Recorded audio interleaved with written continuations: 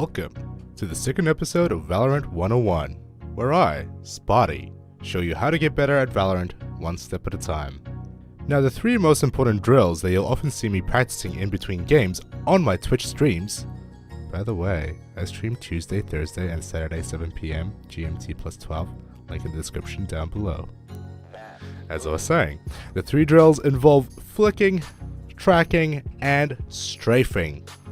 I'll cover strafing a bit more in detail in the next video, but for now, let's just focus on the basic drills. So, first up, let's start up Valorant shooting range, and what we're going to do is very similar to the last video, where we're going to purchase a ghost, put our difficulty on easy with bot armor disabled and infinite ammo enabled. Speaking of the last video, I highly recommend following the process of finding your perfect sensitivity before attempting these practice drills. Go ahead and hit the start button, and again, we want to aim in the middle of the column in front of us and flick out to the targets while telling our brain whether we're under aiming, over aiming, or perfect. We don't have to get a headshot every time, but if we hit them once, then it's also a perfect hit, because we still flicked onto the target and didn't miss them. But tell our brain how much higher we need to aim.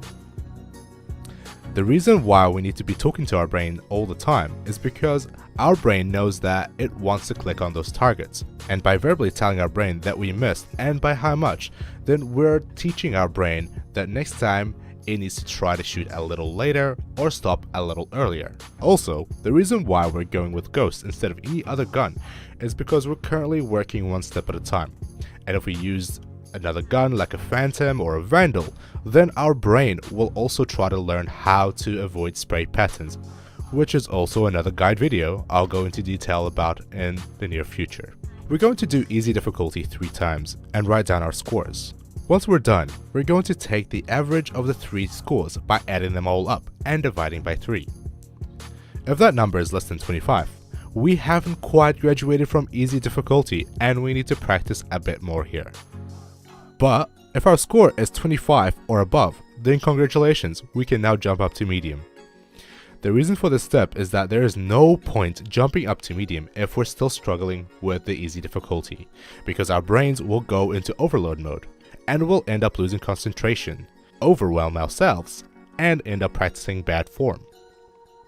In medium, we want to repeat this procedure 5 times again, and then add up all the 5 scores and divide them by 5. And if that number is below 20, then we're going to stick to medium till we're comfortably getting above 20. But if we've got 20 or above, then we're ready to try hard difficulty. Now keep in mind that in easy difficulty, using a ghost, we have enough time to shoot 4 to 5 times to kill each target. In medium difficulty, we have enough time to shoot 2 to 3 times to kill each target.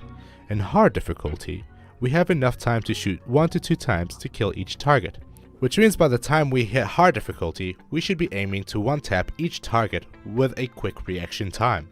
So, once we figured out which level of difficulty we're going to have to stick with, here's the drills I recommend to practice before and in between games. It's very important to aim to get these done in between games, as in a game, we don't really get to practice our aim as often as we would like to. But in the practice range, we're going to help retain that muscle memory in our next game. Now, with the eliminations I have suggested on screen, we want to keep a record of our times and always aim to finish in a quicker time. By the way, this is the only time it's acceptable to finish in a quicker time. Do keep in mind that this is not always possible, even if our flicks are on fleek, as sometimes we'll just get way more difficult targets because of the RNG element of this practice mode.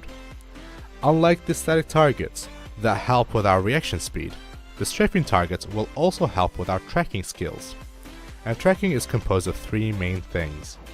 These are recognition, trajectory, and error calculation. Target recognition is when we first see the target, our brain will send a signal to our hand to move our mouse to the target location. Let me repeat that for the people at the back. So, our eyes will tell us that there's a new enemy to shoot. Then our brain will tell our hand to move the mouse to PPU the enemy. That is target recognition. Second element is the target trajectory. When the target moves, our brain will send another signal to our brain to move our mouse a set distance from the initial location. In other words, If the target is a slithery little snack, our brain is going to tell our hand that we need to move the mouse a little further towards the enemy to make sure we pew pew in the correct spot. And the third element is error calculation, and that is if and when we miss our first shot, our brain will go through the first 2 steps again and iterate this process until the target is deaded. The more we practice this, the quicker our response time will get in these situations. Now the last step is only just a tip, because we'll get more in-depth details on how to strafe in the next video, but for now, we want to practice and link up the connection between both our hands. So, in the practice range, we're going to jump over the front barrier and walk up to the middle column, and what we're going to do is walk all the way to one side while keeping our crosshair on the column, and walk all the way to the other side while keeping our crosshair fixed on the column. What we might notice is that after a while of doing this, we'll get further and further away from the column, which is perfectly normal. Once we hit the barrier again, we want to run back to the column and practice this as many times as we want to. But Spotty, why are we doing this? This drill is good for the following. Our eye is fixed on the column, which means that our brain is going to be telling our hand to keep the crosshair on the column. But because we're holding down either the A or D buttons, we're adding another challenge, as now our brain is creating a link between both our hands. For example, when the A button is being held down, our brain is telling our mouse hand to move to the right to keep aiming at the column, and when the D button is being held down, our brain is telling our mouse hand to move to the left to keep aiming at the column. Now, after we've done that a couple of times with the ghost, we're going to buy an operator and see how this will throw us off a little bit. This is because our brain has told both our hands that the in-game character is moving at a specific speed, and we're able to counteract that. But once the in-game character has changed that speed, we weren't able to replicate that same movement. This is why strafing needs a whole video by itself, as it takes a while to get used to, but once we've mastered it, we'll be on our way to become awesome gamers. Thank you so much for watching, and if you found this guide helpful, please squish that like button, slap that subscribe, tickle the bell icon, and caress me with your comments. I will make sure that the next video is available in the top right of the screen about now, and if it's not, then you better hit the bell icon so you know when it does come out. Lastly, catch me streaming on Twitch, where I openly give advice and help others grow on Valorant. I also do subscriber games, and I'm more than happy to answer any questions you might have about anything.